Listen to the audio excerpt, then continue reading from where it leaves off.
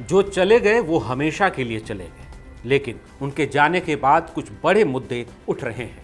हम बात कर रहे हैं दिल्ली के कोचिंग संस्थानों के आसपास के इलाकों में यूपीएससी एस्पिरेंट्स के शोषण की, जो आर्थिक, मानसिक के बाद शारीरिक शोषण तक पहुंच चुकी है। ओल्ड राजेंद्र नगर में 3 यूपीएससी एस्पिरेंट्स की मौत के बाद शुरू हुए आंदोलन में जिस तरह लड़कियों का गुस्सा सामने आया, उस आंदोलन में जितनी बड़ी तादाद में छात्राएं शामिल हुईं, क्या वो कुछ खास संकेत है?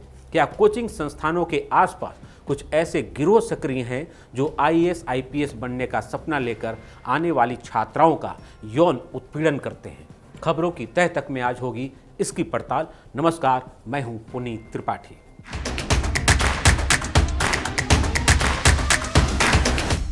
कोचिंग संस्थानों की वजह से कुछ लोगों का घर और कारोबार चल रहा है।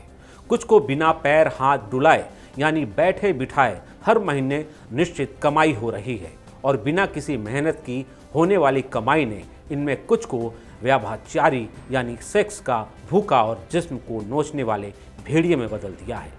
राजेंद्र नगर बेसमेंट हादसे के बाद इन इलाकों में रहने वाले लोगों ने इस तरह के संकेत देने शुरू किए हैं, और इससे जुड़े कुछ चैट सोशल मीडिया पर वायरल हो रहे हैं। हालांकि इनमें से कुछ की सत्यता की पुष्टि होनी बाकी है। बताया जा रहा है कि कुछ पीड़ित अपनी पहचान छुपाकर इस तरह के संदेश सोशल मीडिया पर जानबूझकर डाल रहे हैं, ताकि इस मामले की जांच कर रही सीबीआई से ये पहलू छूट न जाए। क्या है वो संदेश? आगे हम व्हाट्सएप और टेलीग्राम पर हुई कथित चैट की तस्वीर और इसमें जो कुछ कहा गया है उसे आपको दिखाएंगे और इसके बारे में विस्तार से बात करेंगे। पहले ये समझते हैं कि आखिर वो कौन सी वजह है जिसकी वजह से कुछ लोग किराए पर कमरा ढूंढने वाली लड़कियों को गलत नज़र से देखने लगते हैं। पहले कुछ इलाकों को देखिए जिनकी खास पहचान है, कोचिंग हब वाली पहचान। ओल्ड राजेंद्र नगर, झंडेवालान, करोल बाग, रमेश नगर, पटेल नगर, शादीपुर, टोडापुर, लक्ष्मी नगर, मुखर्जी नगर, नेहरू विहार, ऐसे ही इलाके हैं। यह इलाका देश भर के तमाम राज्यों में यूपीएससी की तैयारी करने वाले छात्रों का बड़ा ठिकाना है। आप ये भी कह सकते हैं कि इन इलाके में रहने वाले कई लोगों का घर यूपीएससी एस्पिरेंट से ही चलाते हैं, क्योंकि किराए पर रूम लेने से लेकर रोजमर्रा के सामान खरीदकर वो यहाँ के लोगों को रोजगार और परिवार पालने का जरिया देते हैं। लेकिन जो इनका पेट भरता है, उन्हीं के स्वाभिमान पर लात मारना यहाँ के कई लोगों की आदत बन गई है। इसकी वजह मांग और आपूर्ति का सिद्धांत है। असल में इन इलाकों में मकान और रूम सीमित है और यहाँ रहकर कोचिंग करने वालों की संख्या ज़्यादा, इसलिए इलाके लूट के इलाके में बदल गए हैं। और लूट के इलाके में जिस तरह नेता, निगम, पुलिस, प्रशासन, मंत्री, पार्षद और सरकार का गठजोड़ काम करने लगा है, वो यहाँ भी शुरू हो गया है। जब गलत करने वालों को सत्ता और पुलिस प्रशासन की शह और छांव मिलने लगे तो उनका बेलगाम होना लाजमी है।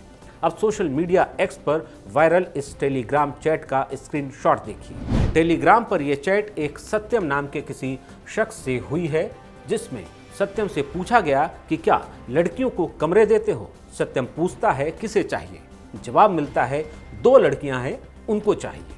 इसके बाद दूसरा चैट है जिसमें सत्यम से कहा गया कि इसे 1 BHK या 1 रूम चाहिए जो पूरी तरह इंडिपेंडेंट हो, क्योंकि 2 लड़कियों को रहना है। सत्यम जवाब देता है 20,000 रेंट देना होगा। दूसरी तरफ से पूछा जाता है कि क्या 1 BHK का। इस पर सत्यम जवाब देता है हाँ, 2 लोग रहोगी ना। इस पर लड़की अपना बजट 15,000 होने की मजबूरी बताती है। वो ये भी कहती है कि इस वक्त तो ऑलरेडी 2 BHK फ्लैट में 22,000 में रह रही है। इसी चैट में आगे सत्यम नाम के शख्स का हौसला बढ़ जाता है और वो चैट करने वाली लड़की को केवल 10,000 में ही 1 रूम में रहने का ऑफर दे देता है। साथ ही एक लालच भी, लालच ये कि वो अपनी दोस्त यानी दूसरी लड़की से किराया 16,000 बताए और 6,000 रुपये खुद रख ले, और इसके एवज में उसके साथ जिस्मानी रिश्ते बनाए। इस तरह की पेशकश से नाराज होकर लड़की ने सत्यम को ब्लॉक कर दिया।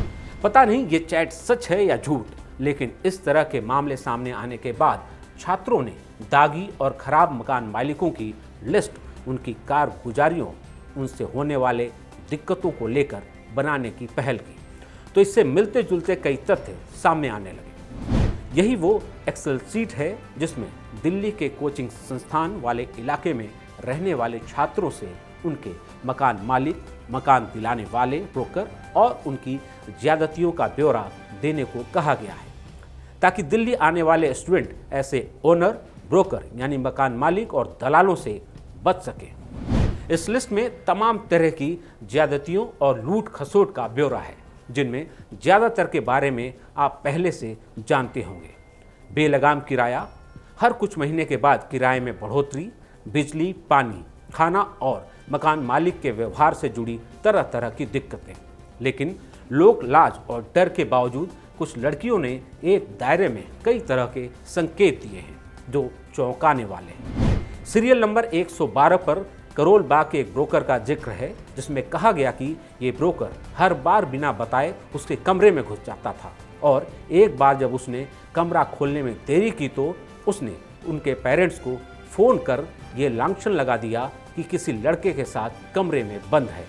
आज ही जाकर रूम खाली करना पड़ा, लेकिन उन्हें सिक्योरिटी मनी कभी नहीं लौटाया गया। इन इलाकों में रहने वालों को सिक्योरिटी मनी शायद ही लौटाया जाता हो। एक मामला सीरियल नंबर 126 का देखिए। न्यू राजेंद्र नगर से जुड़े इस मामले में 2 ब्रोकर के नाम दर्ज हैं। इसमें कहा गया है कि कमरा लेने के 3 महीने के बाद ही इन्हें खाली करने को कहा गया। जब इन्होंने ब्रोकरेज की कुछ रकम लौटाने को कहा तो उन्होंने नए कमरे दिलाने के लिए नए सिरे से दलाली मांगनी शुरू कर दी और जब इन्हें पुलिस के पास जाने की चेतावनी दी गई तो धमकी दी गई, जो करना है करो, पुलिस भी कुछ नहीं करेगी। यानी ये पुलिस, ब्रोकर और लैंडलॉर्ड की मिली भगत का मामला है। लेकिन ज़्यादा खतरनाक मकान मालिकों का लड़कियों के कमरे में अचानक बेधड़क घुसना है, जिसकी एक शिकायत सीरियल नंबर 154 पर भी दर्ज है। यही नहीं, सीरियल नंबर 162 पर ब्रोकर के नाम के अलावा केवल 2 शब्द सेक्सुअल हरेसमेंट लिखकर एक पीड़ित ने बहुत कुछ अनकहा छोड़ दिया, जिससे पुलिस या सीबीआई को अब जानने की जरूरत होनी चाहिए। ऐसे मामलों की गंभीरता को सीरियल नंबर 173 पर हुई घटना से समझिए, जिसमें वाजीराम कोचिंग के पीछे वाले एक मकान मालिक की करतूतों को बताया गया है। इसमें कहा गया है कि मकान मालिक गलत तरीके से छूता था, बिना दरवाज़ा खटखटाए और टाइम में कमरे में घुस जाता था और कमरा खाली करने के बाद उसने सेफ्टी डिपॉजिट तक नहीं लौटाया। इसी तरह सीरियल नंबर 175 पर कोलकाता की एक छात्रा ने अपना अनुभव साझा किया, जिसमें बताया गया कि मकान मालिक के ड्राइवर के पास उनकी इजाज़त के बगैर कमरे की अलग से चाबी दी गई थी। इसी तरह का एक मामला सीरियल नंबर 268 पर दिखा, जिसमें लड़कियों के साथ गाली गलौच होने और चरित्र हनन का जिक्र है। इस मामले में पुलिस से शिकायत तक हुई, लेकिन पुलिस पर मकान मालिक और दलालों से मिली भगत के आरोप लगे और लेडी इंस्पेक्टर तक ने लड़कियों की मदद से इनकार कर दिया। एक से बढ़कर एक आरोप, सब बेहद गंभीर। पुलिस प्रशासन तक शिकायत, लेकिन एक्शन के नाम पर शून्य। एक जानलेवा बड़े हादसे ने हर किसी को अपने पाप के प्रायश्चित का मौका दिया है, लेकिन क्या माहौल में बदलाव के बिना कोई प्रायश्चित सच्चा होगा? यही वजह है कि हम इन मुद्दों को उठा रहे हैं। हमारा मकसद किसी को बदनाम करना या किसी को बचाना नहीं है। हमारा मकसद सच तक पहुंचने में जांच एजेंसियों की मदद करना और हर पहलू की तरफ ध्यान खींचना है। चूंकि ये मामला यूपीएससी एस्पिरेंट के यौन शोषण से जुड़ा है, इसलिए इस मामले के सामने आने के बाद आंखें मूंद लेना अपनी जिम्मेदारी से भागना है, लेकिन हम ऐसा नहीं कर सकते। क्या इतने खुलासों के बाद अब बेलगाम मकान मालिक, ब्रोकर और सिस्टम की मिली भगत से तैयार माफिया पर लगाम लग पाएगा? आप क्या सोचते हैं? अपनी राय हमें कमेंट बॉक्स में दें और ये वीडियो पसंद आया हो तो इसे लाइक करें, अपने दोस्तों के साथ शेयर करें, हमारे चैनल को सब्सक्राइब करें।